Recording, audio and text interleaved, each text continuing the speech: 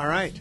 Well, thank you all for being here, and appreciate your patience as we announced and then waited a little while until we could come and do a formal press conference and opportunity for people to ask myself or ask Coach Harris questions. But certainly proud to be here and proud to be with Coach Harris. Certainly through the interview process, Nate's got a tremendous amount of passion. He's got a tremendous amount of commitment, and he's got a tremendous amount of passion for this state. He is a Montana person through and through. There is no doubt about it. He's proud of Montana and proud of what this place represents. He understands the history, understands the importance of this program to this university, and that really came through. A few things that jumped out as I visited more with Nate. His plan as we enter this new revenue share world to make sure that we're competitive and we're recruiting great student athletes in Montana and beyond. And then also the development of young leaders and the development of young people, and using sport, using women's basketball in particular in this case, as the vehicle for developing people. And then getting us back to where we expect to be. We expect to be winning conference championships, going to NCAA tournaments. That's the bar that's been set here at the University of Montana. And so his plan to get us back to that and making sure that we're doing that every year, he was clear and articulate in that as well. So it's really my pleasure to introduce the next Lady Griz head coach, Nate Harris. Nate, you can go ahead and say what you think, and then we'll just take questions. Thanks. Appreciate that. Obviously, anytime in a professional setting, especially when you get a opportunity as uniquely special as this one, there's a series of thank yous. And so professionally, starting from the top down, Clay Christian with the Commissioner of Higher Education, President Bodner, the chance to sit down with him and talk about this when we did was really unique and just shows his commitment to our athletics programs and them being as good as they can be. Athletic Director Haslam and his passion for the success of Lady Griz basketball, and then all the way through our administration. We have a tremendous administration that makes it this makes this a really, really special place to work and a really, really unique opportunity. I truly believe that this is one of the best mid-major jobs in the country, and we're gonna show that on the floor, and we're gonna show that on a day in and day out basis in the way we behave, in the way we compete, and in how we approach everything here. Beyond that, there's two other groups of people that I wanna thank before I get into the personal setting. But the first one, the assistants, the other coaches that were with us on this 7-week adventure. 3 of them are here, but Kayla, Emma, Lindsay, Hope isn't here, but just their commitment to showing up every day, their commitment to the young people in the room, and their commitment to finding a way through what wasn't the easiest time. I think all of us will remember it as one of the most unique times in our coaching journeys, and just their commitment to the program and to the young women was awesome, and very, very thankful for them, and very, very thankful for their willingness to stay on. Like we've had the meetings, and we're all planning on moving forward and being a part of Lady Griz basketball together and continuing to make this place great. The second group would obviously be, I shouldn't have even done them second because the most important group, they're represented today by Danny here, but just the young women that we worked with those final 7 weeks. They had so many chances, so many chances to cash in their chips and just end the season and limp in and find a way, just find a way out of it without giving everything they gave. And for them to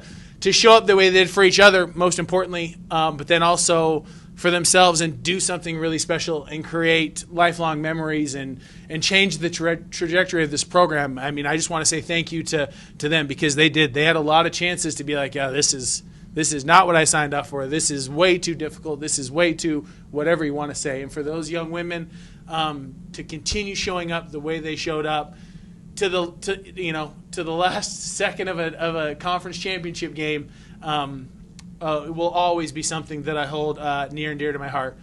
Then obviously, you have the personal thank yous, and I'm going to try to make it through these without getting super emotional. But my family, my wife and daughters, as coaches, we know what we sign up for. Like, we pay a price to make an impact, and we know that.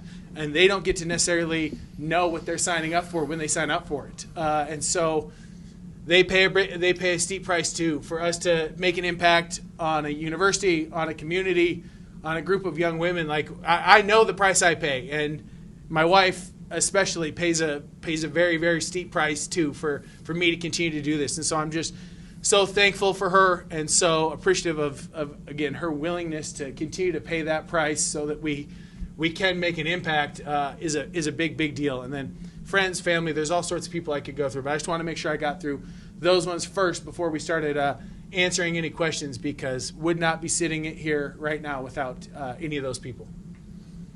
I think it's important to recognize Elise. When we made the change and had Nate take over the interim, I knew that the ripples would reach far and wide, and there's a lot of things in life that are uncertain, and Nate sitting here as the next permanent head coach, that was not guaranteed. And we had that conversation, and it's hard not to think about family. It's hard not to think about a wife and the impact that those would have on family members. So I just appreciate what everybody's done to get us to this spot. So we'll take questions one at a time. None? All right, we're done, Nate. We're out of here. No questions. Ken, I guess we could just stay with you and start with you. I guess when things were kind of unfolding over the last few months, what was, I guess, your timeline, kind of your plan of this interviewing process? I don't know what details you can share, but as far as how many candidates you were looking for, their timeline, because obviously this happened. The official hire was less than a week after the championship game. So can you just maybe kind of walk us through your timeline and your game plan to how approaching this hire? Yeah. Once Coach Holsinger resigned and knew for sure we'd be searching for a new permanent head coach, really I started that process then in working through what we wanted to do on campus, who we wanted to meet with, who those candidates would be. I started that process of reaching out to some potential candidates, started talking to people that I knew. Word spreads really quick, so people get in touch with you. So I started to vet those with some people in the athletic department, got it down to the number that we wanted to, I did some initial Zoom calls, some initial phone calls, and then we actually visited with Nate between the end of the regular season and the start of Boise. He was okay with doing that, and then the rest of those happened really quickly when we finished it up in Boise, and made our decision over the weekend and announced it on Monday. I think we announced it on Monday. Tuesday, whatever day it was. So it moved quickly. The goal was, at first, really wanted to have someone in place before the transfer portal opened, but if that timeline wasn't going to be met, I said all along, I didn't want to do it really quickly just to have it be done, to meet that transfer portal. If we missed out on some transfer portals, we had some changes, I'd rather get someone that's long-term going to be a good, solid fit. We were lucky enough to have Nate rose to the top, and we were able to kind of get both things done where we could get it done quickly before the transfer portal. And he's already here. He's settled in. He moved one office over, made the timeline a lot easier. Then Nate, for you, just as a whole, how would you describe the last couple of months now that you maybe got a chance to sit back and breathe a little bit? How speak to, I guess, tackling that challenge, of becoming, interim coach, a smaller staff, things like that. Like, just speak to, now that you've maybe had some time to reflect on that process that's led to now. I mean, starting with unique, like obviously I don't know that that's ever a plan when you're, and then just obviously a great learning process. Like, it really helps you understand the value of now. Like, there's so many things that are beyond your control. I think it really helped. I think it helped our team because we became much more short-sighted. Like, it became about like just doing the next right thing. And then in a lot of cases, you lose. You have your most success when you stay really process-oriented, really short-sighted. And I think it was a great lesson in the value of now and the value of just focusing on doing the next right thing, because we didn't have the opportunity to plan. We didn't have the opportunity to go out and do all these things. We were just trying to turn a ship a little bit each week and try to get to what we thought was going to give us the best chance to be successful in Boise. Right, this will always at the end of the day be a league that like you need to be great for a week in March, and so the basketball portion of it was just trying to make the small changes, find a way to be as competitive as we can be for that week in March. The off the court was just trying to take as good a care of the young women in our program as possible, like in making sure that they were able to have an experience that was worthwhile and an experience that is going to positively impact them, and then also just give them better memories to end this senior year, because we were going to work really hard to make this a positive thing. So like I said, it just gave us this golden opportunity, this really great lesson of how important just doing the next right thing is. Kent had mentioned just kind of your plan for the program and vision for it. Can you just maybe speak more to that, and specifically kind of in-state recruiting and just how important that is? Because it feels like a lot of Montana girls now leaving the state entirely now, so maybe you guys are recruiting against bigger schools than in the past. Just the plan as a whole and that particular element too. Yeah, absolutely. I think that Montana has become it's always been a hotbed of really, really good high school girls basketball, but the secret is out. I always jokingly say with one of my dear friends, Jocelyn Tinkle, that like you kind of broke the mold here when she took off to Stanford. It opened the floodgates a little bit there, and so we just have to compete harder. And in today's day and age, that means that we have to make more aggressive offers to young women, and we can't expect anyone to stay somewhere just because they're from somewhere, right? If you're asking people to make altruistic decisions when they're 17, 18, 19 years old, that's just not fair to them. And so we have to compete harder. We have to be more aggressive in how we recruit them, in the offers we make to people, and then make sure that we're doing everything we can to make this a spot where you can accomplish anything that you can accomplish anywhere else. And so we just got to clean some of that up. I think that we will always be the University of Montana first. We need to do a better job in state. We're going to work really hard to do the things we need to be better in state. And like I said, I think that just means we've got to be significantly more aggressive in how we approach this process in 2025. Like, it's not the same as recruiting was in 2022. Like, it's not the same as it was 10 years ago, 20 years ago.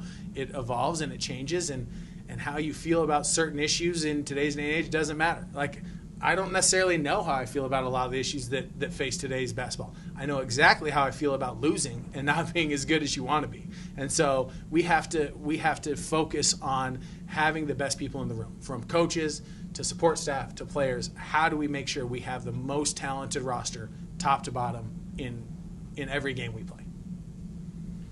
Nate, you talked about just what it meant to take over as interim, but now that it's official, just like what does that mean to you? What are the emotions? What does it feel like? I'd love to be really eloquent and have some. It's just kind of surreal. Like, it's really weird to grow up. I grew up 45 minutes north here. My wife grew up, across the street from Big Sky High School, essentially. And so to watch, I came to the Boise State Montana game when they played two ranked teams in 94, when Coach Binford was on the team and they're playing. Like, I came to that game. I used to do my birthday parties where coming to Grizzly basketball games, going to football Saturdays, just all of the different things. What a unique athletic department, what a unique university, what a unique program this is. And so to really sit back and I think about what it means to be the head coach of this program is wild. Like, I wish I had better words. I don't. It's an honor. It's not something that we will take lightly. It's something we're going to work like crazy to make it really, really special again, and to make it something that people across the state can be proud of. But I don't think I can ever really sum up what it means, because it is a little bit overwhelming, more than a little humbling. Like, again, it's been a long process. I think about my first job, sleeping on the floor in my office at Montana Tech because I only got paid for 10 months out of the year. Like, I think about before I started women's basketball. Like, we were living in Missoula and we didn't have insurance. We were having a kid. Like, we were literally a month away from a kid, and I was working in a fireworks warehouse. You know what I'm saying? And luckily, Coach Wooden over at MSU Billings saved the day and got me health insurance before we had Henley. Like, otherwise, I don't know. We're on the government's dime. I don't even know what happens when you have a kid without insurance. So, and I think about, we bet on ourselves and we move 2,000 miles away to the middle of nowhere, Texas, and we meet the best people, and it was a tremendous experience. But you do all these things, you don't really know where it's going. Sometimes you're just trying to do the best in the moment, and so to have it end up with this moment today here is, I can't think of a better word than wild. But it's amazing, it's awesome. Like I said, it's an honor, and it's nothing we will ever take lightly. But like I said, you go through the process of a career, and to be sitting here as the head coach of what I truly believe is one of the best mid-major women's basketball programs, a program that is one of the most important programs in the state of Montana, just all of the things that go along with it is, like I said, a little overwhelming and more than a little humbling. You kind of touched on it there, where you know the expectations, the history here. So what's it like, kind of with the pressure of trying to get it back to that success? You know?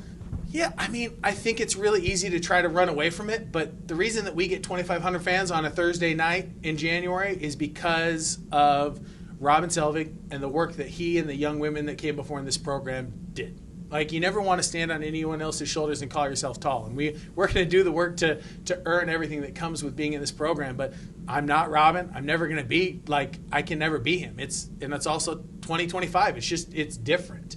But we're going to work to be the best version of ourselves every day. And we're going to work to be a version of this program that can have that level of success, because that's what the state deserves. That's what this university deserves. That's what this community deserves. And so it will always be our goal, because I've already said, like, I know exactly how I feel. I know exactly how I feel about being 9-8 this year. And yes, we played the conference title game and we were a second away from the NCAA tournament. Well, that's 1 second too many. Like, we will not rest until we are talking about our 22nd trip to the NCAA tournament in this program. Like, that's what our focus is on. And then once we get that, our folks will turn to how do we get there for a 23rd time. And then once you get there a few times, how do you win? And that's where we want to continue to honor this program, because this program is unique because of the people that came before us. But then we also want to figure out how to put our own stamp on it and be ourselves and make this a really cool thing in its own right. When you take over, you can't make wholesale changes mid-season, things like that. Now that you're at this point, like, what are some things that you want to do to imprint, like, what you want into the program and moving forward? I think you saw a lot of it in the conference tournament. We finally just kind of went for broke and said, you know what, we're gonna spread you out offensively and keep it really, really simple offensively. But I think you saw a much more physical, a much meaner version of us on the defensive end than we'd been in a long time. And so I think that'll always be our hallmark, is we have to become a more physical basketball team. We have to become a meaner basketball team. We have to become a team that competes their way through difficult times and doesn't try to do anything other than play as hard as we possibly can every chance we got. And that was maybe the best compliments we got during our week in Boise, is like, you guys are really guarding. You guys are defending. And, to have, former Lady Griz be like, this reminds me of how hard we used to play. This reminds me of how hard we used to guard. Like, that's what we want to be moving forward. And that's where I say that this group, not for nothing, like, they moved this program forward. They moved us closer to something really special because they set the tone defensively and with how hard they played. Like, I would defy somebody to watch that and find more than 5 50-50 balls that other people got to, throughout those 3 games. Like, we got to 50-50 balls. We got on the floor. We were physical. We held, really good teams in check defensively, and that's going to be the focus of what we do: a physical, tough, mean defensive team. And then offensively, we're going to try to spread it out. I'm not the smartest guy, but I did get a math degree from Montana Tech. Like, 3 is more than 2. We're probably going to take more 3s than most people. Like, oh, that's a lot of 3s. Well, they're worth more. It's okay. But again, we're probably not gonna. You're not gonna see 2 people. We're gonna keep the rim empty for people to have opportunities to make plays. And then I was really proud of the way we shared the ball down the stretch. That'll also be a hallmark of what we do. Like, we want to move the ball. We want to make it fun for the fans, fun for the players, and have a really good time doing it. And I think, all fans of mid-major basketball, I think whenever they have, young talented players, you're worried that they're going to leave. I guess, can you shed any light on any conversations that you've had with girls on the roster and for that moving forward? I don't necessarily know the rule, but yeah, we don't expect to lose any of our young players. We're excited about the future. We've had great meetings so far. They're excited about the direction we're going. We're excited. We're going to work really hard to take care of them in a way that keeps them in the maroon and silver for their entire careers. And so, we feel really good about the roster we have returning and the people we have coming back.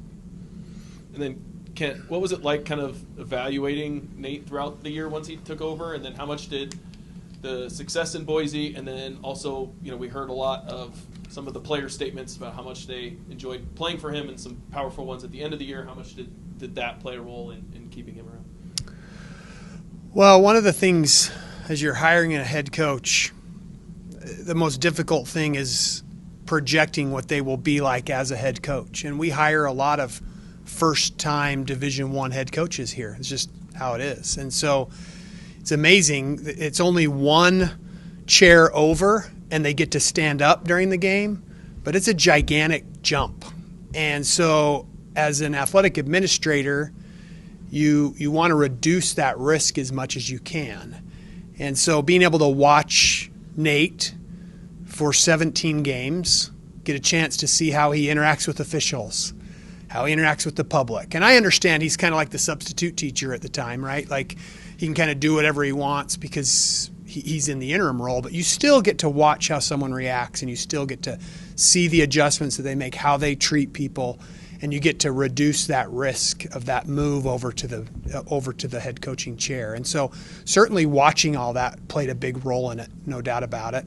Watching how the team performed in Boise was tremendous. It's exactly what we wanted to do. Now, on the downside of being an interim coach is you get to see some of the downsides too, and you can get, if you're an athletic director, you can get too caught up in that moment that wasn't great and how much weight's that going to play versus that moment that was great. I certainly knew that the players liked playing for Nate. He'd recruited them. But another thing is I talked to the players is this has got to be higher beyond your tenure here. You want players to be able to feel good about that coach and provide you that input, but it's also got to be projected beyond that. So all those played a role. Certainly the performance in Boise helps. There's no doubt about it. But the ability to watch somebody in the heat of the moment, how they react, how they adjust, how they take criticism, those are all real key points that I thought Nate did an excellent job with. Nate, obviously the transfer portal opening up this week. I mean, this is a program that's been pretty active in the portal in recent years. Is that something you probably see to continue in this offseason? And also, if that's the case, kind of what would be your kind of sales pitch to prospective players? I mean, I think that if you look across the college basketball landscape, both women and men, that the best teams, for the most part, are kind of the oldest and the most experienced right now. It's kind of the hallmark of really successful. The one exception would probably be the Duke men. You know, they're young, but a lot of the best teams are old and they're experienced. And so I think that we do need to use the transfer portal to get a little bit more mature, get a little bit more experience on our roster this year. I don't want it to be a hallmark of what we do forever. I think that there's a really special part of coming to a university and growing up with a fan base, growing up with each other, and then selfishly for me, my kids getting to grow up with them, like my kids. It's always been something I've really enjoyed, is my kids getting to grow up at the same time as these young women that are coming in here. But it definitely will be something we're going to use this year to get more experienced. That being said, like, what's the pitch? Like, you're going to play a fun style. You're going to play somewhere where it matters. I'm a father of 4 daughters. I wish that college women's basketball, and it's getting better. It's closing the gap rapidly. And I wish it mattered everywhere the way it matters here. But I'm incredibly blessed to work at a place where it does matter, where what you do is important in the community, at the university, on the court. Like, what you do as a women's basketball player here at the University of Montana matters. And so if you're a young lady that wants to go somewhere that matters, that wants to become a better basketball player, that wants to win a lot and have an experience that's unique, that we're really proud of, that we can vouch for with people who've been through it, like, I don't know, why wouldn't you choose us? And so we're going to, like I said, it's not going to be every kid, but you've got to spend the time. We have a great staff that's going to connect with people and spend the time and figure out the right handful of kids that are going to help us push the envelope and accomplish our goals next year. And then, we've got to work even harder on the high school class of 26 and then the high school class of 27 to fill in behind, so that we can have those young people that our crowd gets to grow up with, right? That's every fan base wants that. They want to root for a kid for multiple seasons, and we want to give them that opportunity, whether it's out of the portal or whether it's out of high school kids. Like, it makes it more fun. And then selfishly, I love the fact that my 11-year-old will, connect with a kid, and she'll be 16 when they leave, or whatever it is. And so that part's selfishly really, really fun for me.